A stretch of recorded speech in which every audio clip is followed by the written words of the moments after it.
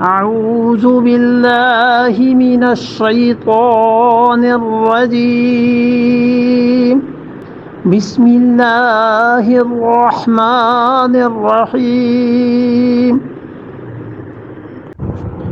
قال إنك من المنظرين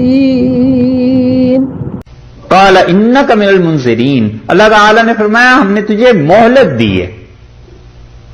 تجھے اللہ تعالی نے کہا کہ فرصت ہے، یہ نہیں بتایا کب تک فرصت ہے. اس کو فرصت دی اللہ نے، مہلت دی. جس دن ساری دنیا مرے گی اور سور پھونکا جائے گا اسی دن شیطان بھی مر جائے گا. لیکن اس نے کہا تھا کہ مجھے تو اس وقت تک رکھیں جب تک کہ لوگ قبروں سے جی کر اٹھیں.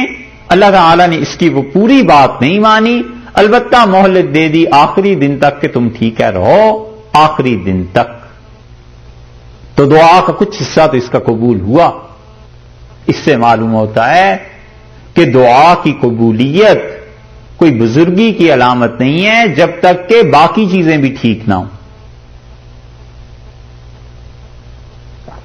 دعا کی قبولیت کسی انسان کی ہو جاتی ہے لیکن عقیدہ اس کا برباد ہے، اعمال اس کے رسول اللہ صلی اللہ علیہ وسلم کی سنت کے خلاف ہیں، کھانا پینا اس کا حلال نہیں ہے، کتنی چیزیں ہیں ایسی.